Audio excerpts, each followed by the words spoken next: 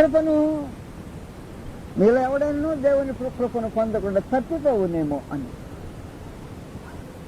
మానట్లేదు. దేవుడు మానవ జాతికి కృపను గ్రహించడానికి నిబంధన చేశాడు. ఈ కృప మనుషునికి నిబంధనలో లభిస్తుంది. నిబంధనకు వెలుపల దేవుని కృప లభించే అవకాశం ఉండదు. ఎవడైనా ఒకవేళ దేవుని కృపను పొందాలని ఆలోచన చేసి ఏర్పాటు చేయబడిన నిబంధనలోనికి రాకుండా పోతే కృప పొందడానికి ప్రత్యేకించి అవకాశం లేదు. నిబంధన ఈ సంగతి ఇలా మాట్లాడేసి క్రీస్తునందు దేవుడు కొత్త నిబంధన చేసినప్పుడు నిబంధన సంబంధాలకు మాత్రమే కృపను గ్రహించడానికి ఉద్దేశించాడు. హెబ్రీయులకు రాసిన పత్రిక 8వ అధ్యాయంలో ఈ సంగతిని జాగ్రత్తగా చర్చించాడు. హెబ్రీయులకు 8వ అధ్యాయం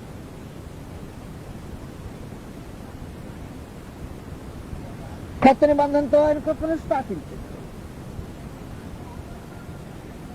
10వ వచనంలో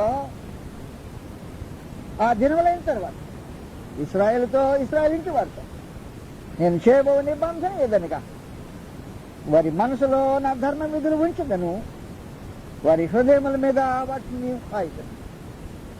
నేను వారికి దేవుడమై ఉందును, వారు నాకు ప్రజలయ్యారు. చాలా సన్నిహితమైన దగ్గర మాటలు మాట్లాడు.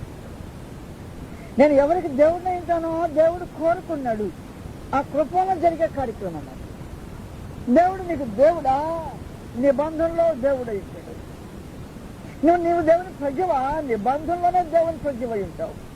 దేవుని నిబంధనకు బయట అది కృప చూపించే ఏర్పాటు లేదు. నువ్వు ఆయన ప్రజ ఉండటానికి అవకాశం లేదు. చెప్పేశాడు, నేను చేయబో నిబంధన ఏదను, వారి మనసులో నా ధర్మ విధులు ఉంచదను, వారి హృదయమైన మీద వాటిని రాయుదును, నేను వారికి దేవుడమై ఉందును, వారు నాకు ప్రజలై ఉందును. వారిలో ప్రభువుని తెలుసుకోండి, ఎవడును ప్రభువుని తెలుసుకోండి. తన పట్టణస్తునికైనా తన సహోదరునికైనా ఉపదేశం చేయడు. వారిలో చిన్నల మొదలుకొని పెద్దల వరకు అందరూ నాకు తెలుసుకుందరు. నేను కృప గురించి మాట్లాడుతున్నాడు. నేను వారి దోషముల విషయమై దయ కలిగి వారి పాపములను ఇక ఎన్నడూను జ్ఞాపకం చేసుకోండి. అందుకంటే నువ్వు ఏ కృపను ఎదురు చూస్తున్నావో నాకు తెలియదు. దేవుని కృప యొక్క సారాంశమే దేవుడు నీకు దేవుడై. కృప యొక్క సారాంశము నీవు దేవుని ప్రజవయుడిట. కృప యొక్క సారాంశము ఆయన నీ పాపంలో దయ కలిగి వాటిని ఎన్నడూ జ్ఞాపకం చేసుకుండా ఉండిట. అది కృప యొక్క సారాంశమే. ఒకవేళ నీవు దేవుని కృపను అలాగూ ఆలోచన చేయలేదనుకో, ఆ కృప నీ పాపాల క్షమాపణ నిమిత్తం, ఆ కృప దేవుడు నీకు తోడై దేవుడై ఉండేదాన్ని దగ్గరకు వస్తాడు. ఇంకా దేవుడు తన కృపను నిబంధనలో క్రీస్తుబాబు శరీరమైన సంఘంలో మాత్రమే అనుగ్రహించడానికి ఉద్దేశించాడు. దానికి వెలుపట దేవుడు మనుషుడు దేవుడి కృపను పొందే అవకాశం లేదు అని ఖండితంగా తెలియజేశాడు. 2వ కొరింథీ పత్రిక 5వ అధ్యాయంలో 6వ సంగతి మాట్లాడబడింది.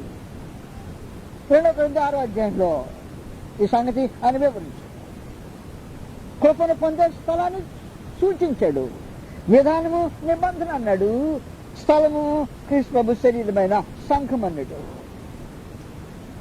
అందరం ప్రత్యేకించి ఈ సంగతి మాట్లాడి ఆయన అన్నాడు 16వ వచనం నుండి, దేవుని ఆలయమునకు విగ్రహములతో ఏమి పొందిక, మనము జీవగల దేవుని ఆలయమైన. దేవుడు మనలో నివసించడము కృపతో జరిగే కార్యక్రమం. అందుకు దేవుడు ఇలాగూ సెలవిస్తున్నాడు, నేను వారిలో నివసించి సంచరించును. దైవ మానవులకు కలిగే సంబంధ బాంధవ్యాల్లో దేవుడు వారిలో నివసించి సంచరించు. నెక్స్ట్, నేను వారి దేవుడు వెళుతు, వారు నాకు ప్రజలై ఉంటారు. కావున మీరు వారిలో నుండి కృప లేని స్థలంలో నుండి బయలు వెళ్ళి కృప కలిగిన స్థలంలోకి వచ్చి ప్రత్యేకంగా ఉండు. కాబట్టి కృప కలిగిన స్థలాన్ని, కృప లేని స్థలాన్ని వేరు చేసి విడగొట్టేసి ఇది కృప కలిగిన స్థలం, ఇది ఇక్కడ మనుషులు కృప పొందే స్థలము అని సూచించి ఇక్కడ దేవుని కృప లభిస్తుంది అని. కావున మీరు వారిలోంచి బయలు వెళ్ళి ప్రత్యేకంగా వస్తుంది. అపవిత్రమైన దాన్ని ముట్టకూడని ప్రభువు చెప్పుచున్నాడు, మరియు నేను మిమ్మల్ని చేర్చుకుంది. అయిపోయిన ముందు మాట్లాడుతున్నాడు, మీకు తండ్రిని అయి ఉంటాడు, చేర్చుకుంటాడు, నివసిస్తాడు, చేర్చుకుంటాడు, తండ్రి అయి ఉంటాడు.